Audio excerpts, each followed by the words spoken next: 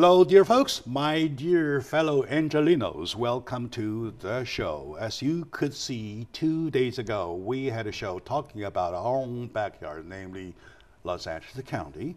Today, once again, we're doing the same thing, talking about the 4th District instead of 5th. So, the one, in my mind, to be on the position of the 4th District as County Supervisor, what could be Mr. Stephen Napolitano. So, Mr. Steve Napolitano, welcome to the show. Thank you, Jack. Appreciate being here. Well, to be honest with you, I do this show on a day-to-day basis, day in, day out. There's almost no excitement already, right? You're talking about. Yet, yesterday, when I was doing your homework, I still felt very excited because there are lots of things you did. There are lots of issues so important at stake that you kind of pinpointed, and that you during the last 25 years put lots of efforts in. Yes. Right. My excitement doesn't mean my audience get the same thing. So you and I today, how about we all together, so make our audience as excited as I am, or even I was. I like it. How about Let's that? do it. All right. Sounds like an invitation? Let's do it. Very good. I want to start with your background information. When I say background information, never be afraid to answer any questions, such as you may include anything. Your saving account, your social security, driver license, stuff like that. My credit card number? The credit card numbers, and then something like that. I'm kidding. Anyway, so basically, I want my audience to know you, to get excited as I am, so that you get their vote. I appreciate right? that. You don't get that for free, right? You get their vote. June 7th. June 7th, go ahead. Please. The microphone, everything is yours. No, and Jack, I appreciate, like I said, I appreciate being here. In terms of my background, as you mentioned, 25 years in public service. Started out on the Manhattan Beach City Council, served 3 terms there, mayor and city council member for the city of Manhattan Beach. Did a lot of good things there, initiated a tree ordinance, initiated campaign finance reform. We addressed bulk and density in houses. We took parking lots and turned them into playing fields. We did public-private partnerships with business to create new developments in Manhattan Beach. And we did it by being also very fiscally conservative at the same time. And we earned a AAA bond rating, which is the gold standard of fiscal responsibility for a city. We were one of 3 cities in the state to have a AAA I like your pronouns. You use we, the plural number all the time. How about I? You know, running for this position, it's not about me. To me, it's about you. It's about solving your problems. It's about keeping you safe. It's about supporting our nonprofits and communities. You're not going to hear me say I or this or that. It's we. It's we. I'm running for everybody. That's quite a concept. That's quite a concept. That's quite. It's different in this day and age, isn't it? All right, that's quite a something. During the so far a year and a half already, the presidential election, the biggest word we heard is the I. Is the I. All right. Anyway, so let's do a little bit about the I part, about your personal background, like say education, stuff like that. Where were you born? Born and raised in the city of Manhattan Beach. I've lived there all my life. You're local. I am a local guy. You're local. I've lived in the 4th District all my life. My parents are still there a few blocks away from where I grew up, and I'm raising my family there. Yeah. And so, you know, I've been there all my life, and like I said, I went to all the local schools, the public schools there, and then I went on to graduate from Loyola Marymount University. I actually had a degree in fine art. Ah, fine art. Fine art. All right. I had a graphic design business, a freelance business for a couple years, and then I had different interests, so I decided to go to law school. Oh, well, I believe that once you take office, that you have lots of graphic design to do. Yeah, exactly. There's lots of that. And coincidentally, you know, 2 days ago when I did this interview with Mr. Catherine Barger, she was a local too. Yes. And she was born and raised in LA County, you know. Yes. To my audiences, they'll, you know what, I'm not no big potato. I'm just a little thing there. Yet on this job for this many years, I believe I earned the seniority, called that way, to endorse.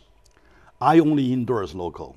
because they know what you're talking about. They know their area. By the area district I'm talking about, it's land, it's people, it's money, it's yesterday, it's today, it's the future, it's kids, it's seniors, everything about their area, right? So how big is your area for district, please? And geographically. Talk about that, just to back up too, when you talk about local, that's absolutely true. And like I said, I went to law school here, graduated there, was doing education law, representing school districts. So I've been working in the 4th District for all my life here, 25 years in public service, city council, and then in 2005 I joined Supervisor Kanabe's office. And so I've been with him for the last 10 years, senior deputy, and so I've been from one end of the district to the other. The 4th District, LA County, is huge. We're bigger than all but 42 states in the nation in terms of population. Sure. We've got a $28 billion budget. We're the 19th largest economy in the world. It's got 5 districts. Our district goes from the north in Marina del Rey, south along the beach cities to Palos Verdes, to San Pedro, to Long Beach, and then all the way into Diamond Bar. So it includes Hacienda Heights, Rolling Heights, Whittier, Norwalk, La Mirada. All these southeast and southwest cities. That's like the like a rocky tail swings all the way down, and then to the east a little bit. That's right? exactly very right. good. And that is exactly where lots of Asian Americans dwell. Yes. Right. So they do call their place their home, yeah. their hometown. Right. Yes. Okay. Now there are 2 extra points I want to point out for my audience. Number one, that could be hard. You just want to be honest. I just want you to be honest. Tell me the truth. Do you want to use that position as a transit so that you can, well, aim still somewhere else? Just number one. And number 2, are you a one or the one that needs a lot of job training? So give me the first one, please. I'm not running for anything else. I'm not running for this to run for anything else. This isn't a stepping stone. This is all I want to do because it's local government, it's nonpartisan, it's where I can do the most good because what you're doing is solving problems and serving people. That's what I'm about, solving problems and serving people. I have a little insert to do. On my job, I have spent lots of time doing my interns. After 2 years something, and they're gone. Yeah. I feel kind of very, very saddened. Oh my God, like, well, I wasted everything, all my time, and so on and so forth. I believe your constituents are in the same mind. Thank God we have a good guy, let's do it. And then, well, next thing you know, they're gone, bye-bye. Right. I'm shooting high. I have no problem you're shooting high.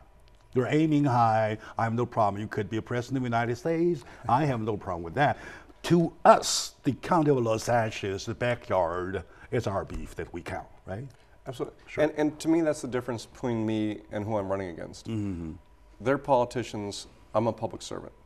Okay. I'm not running for something. I'm not running for myself. This isn't about personal ambition for me. It's about serving other people. And so when you talk about, someone is in office, someone runs for another office, and then run for another, and they never get anything done where they are because they don't spend the time working there or making the tough decisions. Very well put. They kick the can down the road. They make the easy decisions. They defer the buttons.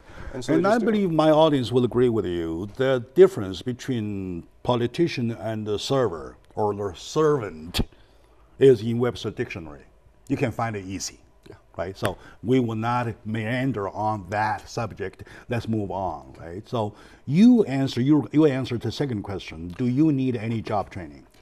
I've been at the highest level of county government now for the last 10 years, working side by side with my boss, Supervisor Don Kanabe, who's the current supervisor of the 4th District. I met with him several times, yeah. Exactly, and so working beside him, working on all the issues that he's worked on, we worked on them together, whether it be building community centers, building libraries, housing the homeless, getting more sheriffs out on the streets to keep us safe. I've worked on them. There's no on-the-job training for me. I can hit the ground running from day one. Very good, very good. My dear audience, one thing is clear that I confirm with you that same as with Ms. Barker, that we're talking about choosing somebody who has been on the job for the past at least 10 years. When you took that position as the first deputy for county supervisor of the 4th District, Mr. Don Kanabe.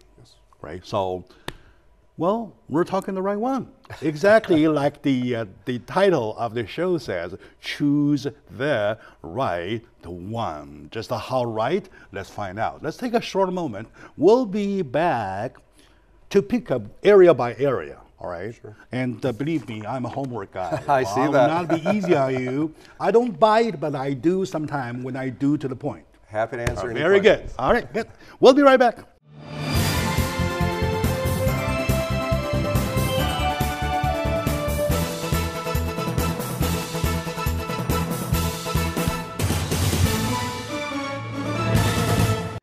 Hello, my dear friends, my dear audiences. I love you so much. That's why I and my crew and I, we try everything we can to bring the necessary, especially time-sensitive information to you to imbue your life with positivity rather than having to call names, having to point fingers at whatever, and then complain, stuff like that.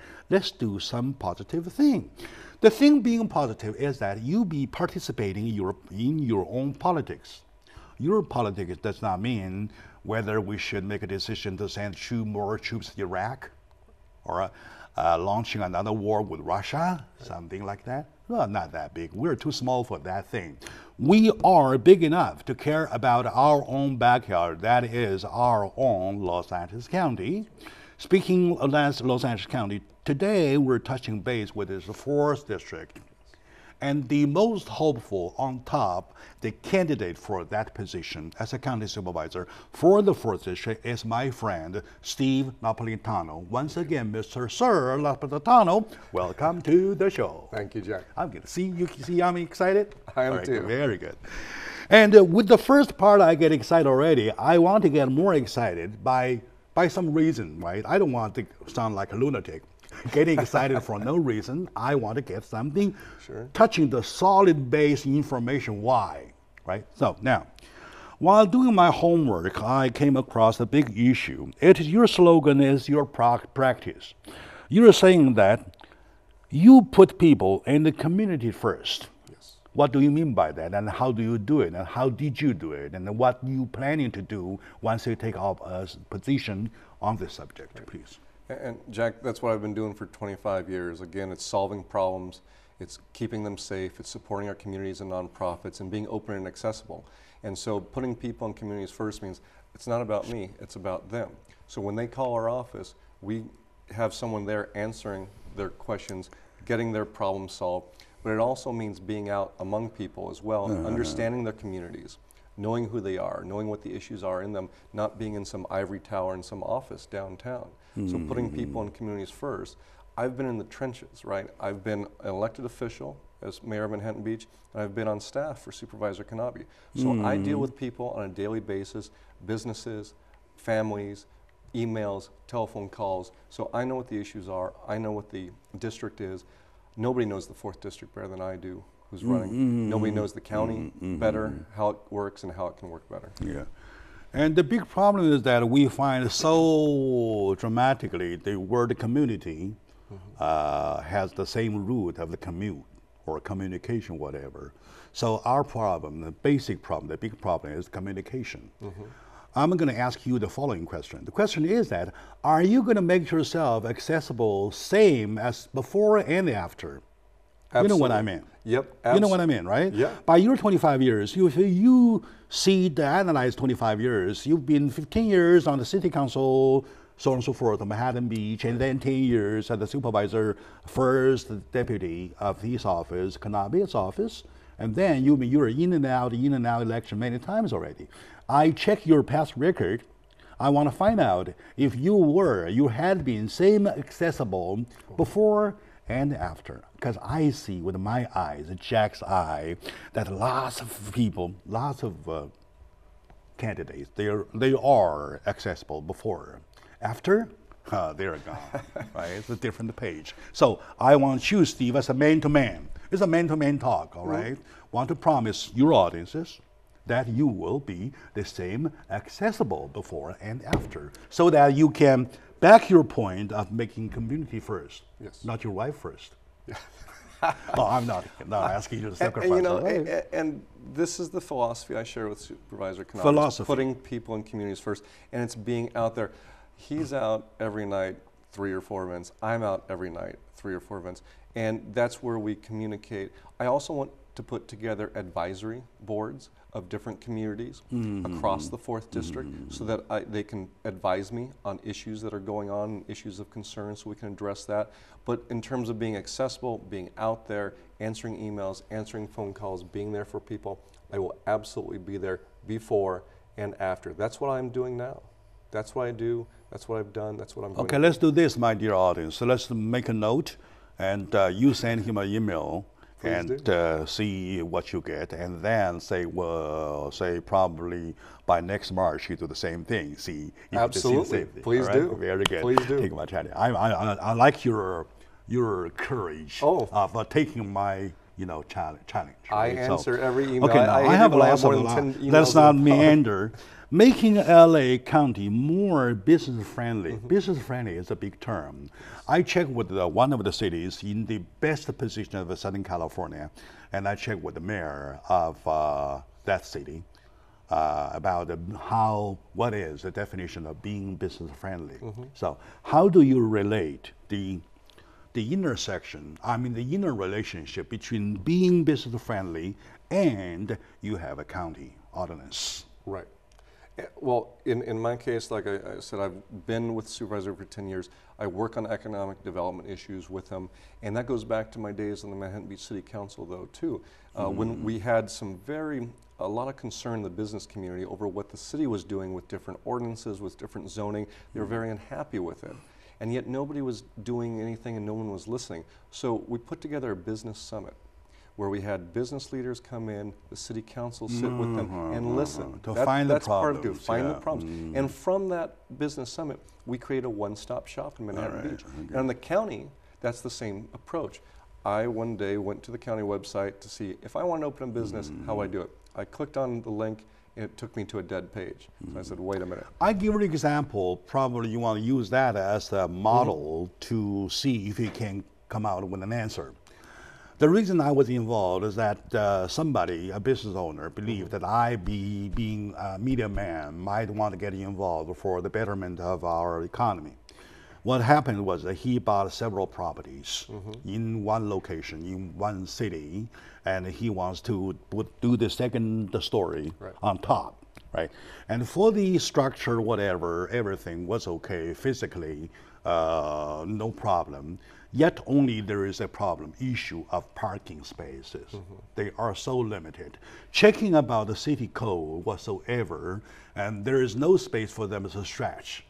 Right. However, they found one little room. Probably they can compromise. That is, the code was designed, was made in year 58 or 52, something whereby you have the huge Cadillac cars, like 16 feet wide. So the width of each parking space was designed on the code that way. Nowadays, you're looking about those much smaller cars.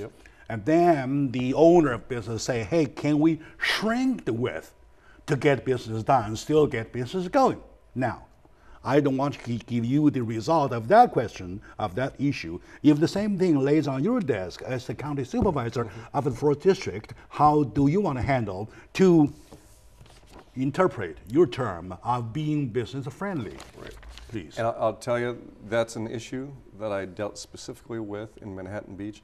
I've dealt with it here in the county. You did already? I'm not a finder of it? And we look at, no, and we did look at it. There was a development coming in Manhattan Beach that didn't have enough room for, but we looked at it and said, well, the standards for the parking spaces were meant for way back when cars were huge. And now, you are right. And so we adjusted it, and so we downsized what the requirement was, and so the business was able to go in.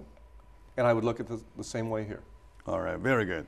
I'm very glad that question, that model came upon me so that I can use that as the testimony to let you the chance to say how things can be done to interpret your own term of being business friendly. And we've done that in several, I deal with businesses all the time on these issues, especially issues with the health department where something needs to be interpreted or timing. A lot of times people just want to get things done, the permits, cut through the red tape. There's a lot of issues with timing on these things and financing. Good. So we need to cut the red tape and start making approvals quicker.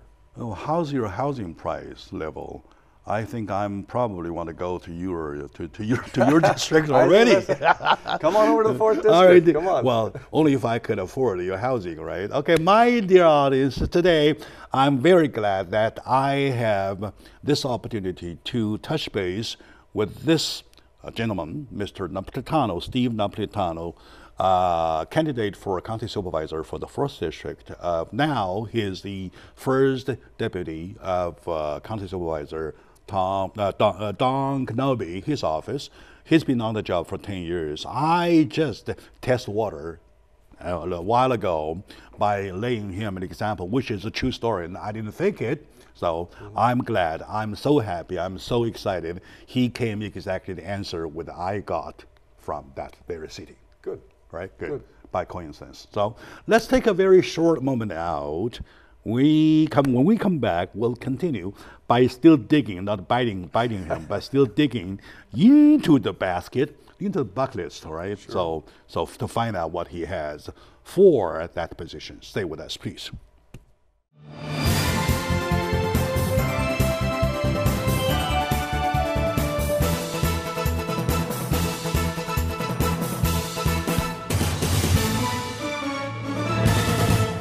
Hello, my dear friends, ladies and gentlemen. Welcome back to the show. We know that you know that this show is not only aired in Southern California, namely in Los Angeles County.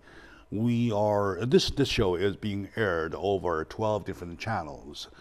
After all, it's a lot better for our folks far away who do not call Los Angeles a hometown to know what's happening in Los Angeles because we're smart. If we're not smarter, we are at least smart. All right, good. And when I say smart, I found when I was doing my homework, issues listed on his campaign page. By the way, Mr. Steve Napolitano, the first chief deputy of Kenobi office of County Supervisor's Office, number 4 district, is now running. He is one of the hopeful many, among many, on the top for that position. And yeah, as a matter of fact, he confirmed in the first segment, he is the one that does not call for even a single day, a single hour of on-the-job training. Like say, if I run for a position of some kind of like show host, right? I don't think I need any training. Nope. I can get started the minute taken. I like that kind, right? Okay, back to point. You mentioned on your campaign site, you say that you would adhere to your principle of budgeting wisely. Yes. Right. Number 2, you want to check that we the people, as they name us accidentally in Constitution, that get the fair share of transportation dollars. And then you mentioned about the government being smarter, has to be smarter. And then you mentioned about government accessibilities, right? So let's do one by one. Let's see how fast can we run. I'm really pushing, try to get more, right? So now, how to budget wisely? You have to have a balanced budget to be able to do all the things that you want to do. And unfortunately, in a lot of different cities that you say, especially during the recession, you found the cities who didn't budget wisely and they went bankrupt or they cut services. And that was usually because they gave too much away in salary and pensions. The county has been conservatively run for many years, fiscally conservatively, and I want to continue that tradition. I want to absolutely support our employees, but it needs to be done sustainably so that we can support them. During the downturn, we didn't have a single furlough or layoff. And I think that's the model to run by. Are you saying that among all the necessary expenditures, there are cuttable, there are not cuttables? Yes. Or that are things that can wait, there are things that cannot wait? A budget is a matter of priorities. And, a prioritization. Prioritizing issues. Yeah. And right now we're pushing, you're seeing homelessness become a higher priority than it has been in the past, and that's good. 2/3 of the county budget, which is $28 billion, by the way, but 2/3 of the county budget is set aside, pass-through money from federal and state programs to support those in need. And so the rest of it for public social safety, fair stuff. Exactly, social welfare and welfare and medical care stuff, health care, stuff like that, right? Those are things that cannot cut, or at least cannot bear that much cut. Right. Right. And when you give too much to just one area and you don't maintain it over here, you end up having to cut over here to make up for this. And I don't support that. I want to support priority budgeting, and I want to support, though, being sustainable budgeting, so that we're not giving away too much on salaries and pensions, not giving too much over here, not giving too much over there, so we don't have to cut services later. I exactly want to give you stories of my family. We have 5 siblings. My mother, during the hard time when China was hit by the disaster whereby you have 3, let's say, or 3 ounces or something grain for one meal, something like that kind. And of course, it's the hardship is on my mother. And all the 5 siblings need to eat, right? My mother had to be the one who has always the judgment. Right. Let your brother have it, because he is having his exam tomorrow. Education is the key. Yes. So you can't let him go uneducated. So you're still little, you can wait. So I went hungry, like that kind, right? I'm kidding. I'm not that much. No, we right? don't want any child hungry. Yeah. I'm talking about doing that job on that position. You really act like a mother to see how you want to prioritize each and every issue. And it's studying the issues. Okay, I agree. While you prove them, and just making sure though that the money is there, and that it's going to be there for the long term. That you don't, and this is something that I took issue with one of my opponents with the other day, is using one-time money to pay for ongoing expenses. And you just can't do that. And you especially, you'll run out of that one-time money. Right, and then that means you have to cut from somewhere else to make up the difference. Exactly. When you hit a jackpot, you don't hit a jackpot every day, right? You don't want to plan your future with a jackpot. That's exactly on that basis, right? Okay, very good. You mentioned about pension plans. How do you see? I believe that's a common problem, so common to everybody, almost every city, every county, even United States, right? So how do you see that you can be budgeting smart? The county's pension system is separate from the state's and from others, so ours is better off, but we still have an unfunded liability.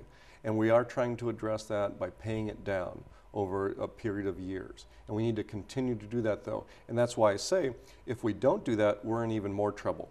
But there's going to be a desire by some to say, oh, let's just take that money that we're paying down that liability with and let's spend it over here instead, because we want to do this, or we made a promise over here. But the pension, maintaining that viability is very important. So we shouldn't be taking from that effort to pay down that liability to pay for other things. We need to budget wisely. But you also want to realize that the paying off the old obligation is one thing. Not to create new ones is the other. Exactly. How do you want to prevent that to happen? You know, and that's where I come back to the county's been smart about it in the past. We need to continue to stay smart about it in the future. In the past, if there was a system that was unsustainable, they'd create a new plan.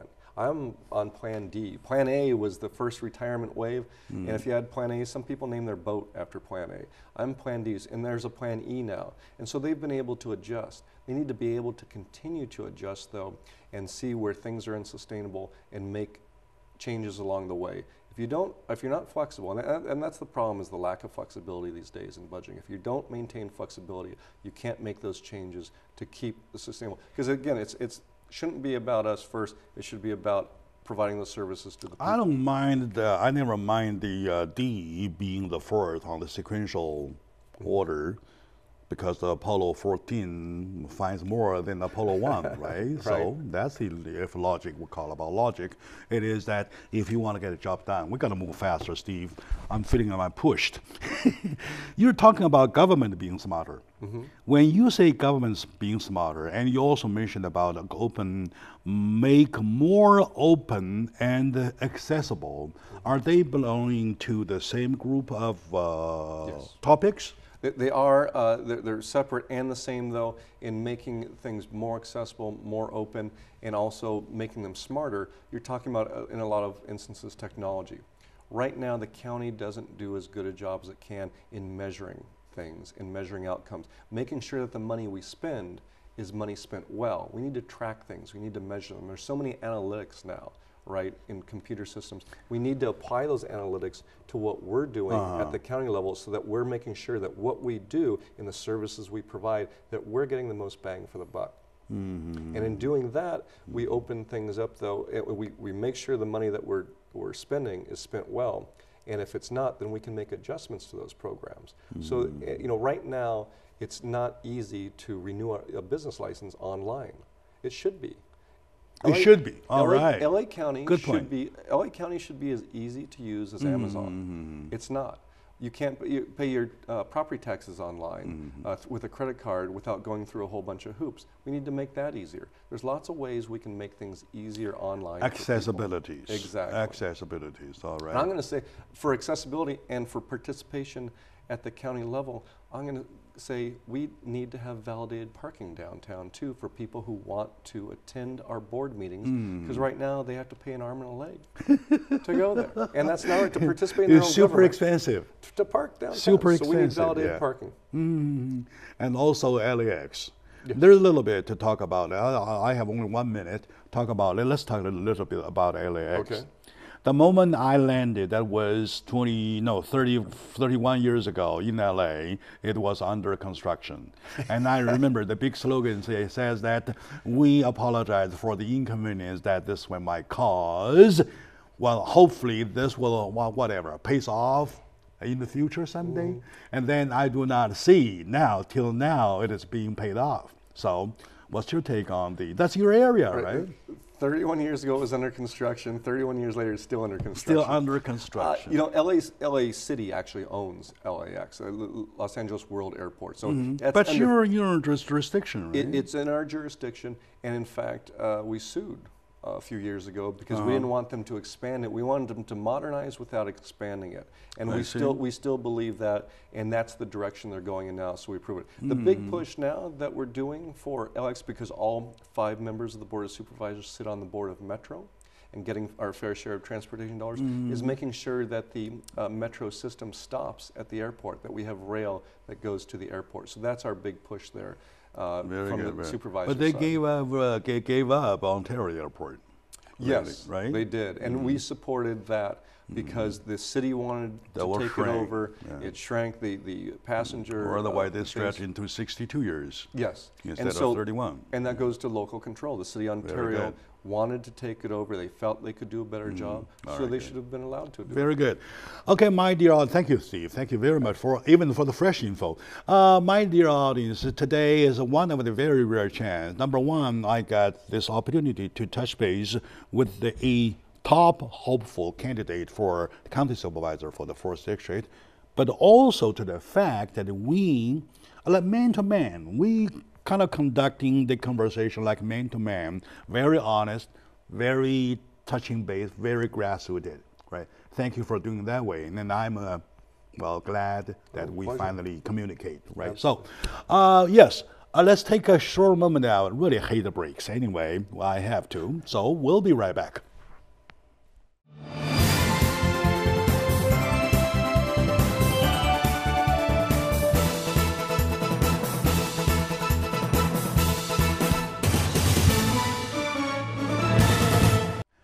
Hello, dear friends, dear folks, my dear ladies and gentlemen, welcome back to the show. Like I said 1 million times, nobody cares more about their own backyard than anything else. So we do the same thing.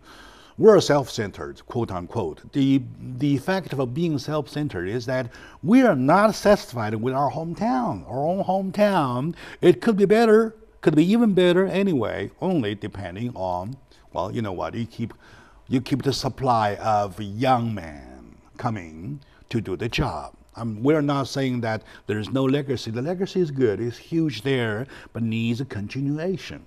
So for that, I would recommend, now I can say I feel more comfortable to not only endorse, but recommend to you Mr. Steve Napolitano be the 4th District Supervisor of County of LA on the job. He has been, matter of fact, doing the same job for the past 10 years, well, regardless, anyway, right? So, like me on the same job, somebody promoted to me to the chief show host of EDI. I say, okay, I'm a VVI, I'm a vice president already. Well, there's no point, right? Like that kind. I'm just trying to make it easier, sound easier for my audience. Is what I, as a show host, doing the political discussion, paying attention to is that how much does this man know the job, right? That's it, right? And I don't care how big your slogans are, might be whoever, right? Okay, now let's see how much you know your issues, right? Okay, you mentioned on your homework on your website that you will continue fight against the rise of crimes. How do you want to do that? We've seen double-digit increases in crime as a result of AB 109 and Prop 47, and we need more sheriffs on the street. Frankly, we're about 1,500 sheriffs short. I want to get more sheriffs on the street. So I want you to emphasize on those two bills, two laws that my audience might not even know. They are devastating laws to me, all right? AB 109 pushed from the state prisoners down to the county jails. And then Prop 47 changed a lot of felonies into misdemeanors, so they're kind of slaps on the wrist. And so because of that, we've seen, or after those things have happened, we've seen an uptick in crime, in property crime, in violent crime. And we're about 1,500 sheriffs short because we don't have enough in the jails, so they're doing double time in the jails. We need more boots on the ground. And so I want to do a veterans hiring initiative to work with the sheriff, to work with the VA, to get returning folks from the military who've been deployed, who are coming home from overseas, and get them jobs in our public safety. And then that gives us more sheriffs. And work with other cities, police departments, to lower the crime in their jurisdictions as well. In other words, what you're saying is that what's done is done already. It's in the law, it's black and white. Unlike me saying that that's devastating. Okay, we know that's devastating, but what is the solution? The solution is to get more hands on the problem and see what we can do. The problem, however, looks to me that there's a saying among us folks there, we say, they open the doors of a jail that raise up the threshold of the doors so that no more can get in, so all get out, something like that kind. Now we're talking about lots of stuff dumped on the street. Right. Speaking of dumping people on the street, though, we can't avoid talking about our homeless, those folks. Especially, it is a very tear-causing point that among all these veterans, all these homeless, there are 34% of them being home-returning veterans. What a tragedy. Did you see that same problem? How do you want to handle a problem once you take office, my dear sir, please? Thank you, Jack. And we've been dealing with this issue for a number of years. It's a hard issue, all right? It's a terrible issue. Yeah, sure, all right. It's tragic, it's heartbreaking. If you've been to downtown LA lately, you see it's a tent city down there, San Pedro the same way. And homelessness is now spread across all of LA County. Before it used to be Skid Row, so they would just try and provide the services down there. Now it's everywhere. So we need to provide our services everywhere. And I was in— How do you? How? And right now I work with the supervisor to get money towards the South Bay Council of Governments in the South Bay area, San Pedro, and the beach cities. We have some money in them to fund some local solutions there. PATH, People Assisting the Homeless. That's an organization that's working down there. There's organizations in Whittier. They're just overwhelmed though. So we need to take a new approach to it. The county has come up with a homeless initiative, 47 strategies, 6 different goals. But it's not just addressing the homeless as they are now, but also addressing the root causes of homelessness. So the wages, the affordable housing. We're gonna have to look at affordable housing. We're gonna have to look at allowing more housing to be built in LA County so that we make things more we can solve this problem, and also they'll provide supportive services. 35% of the homeless are mentally ill. That's general. and then we've got addiction problems. And that goes to also the public safety. We need supportive services. Exactly. We need diversion programs for these folks. They don't belong in jail. They just take up room, and it doesn't solve the problem because they just go back on the streets after we cycle them through. You're right. It's a huge expense. So we need to get more affordable housing with supportive services to solve this problem. All right.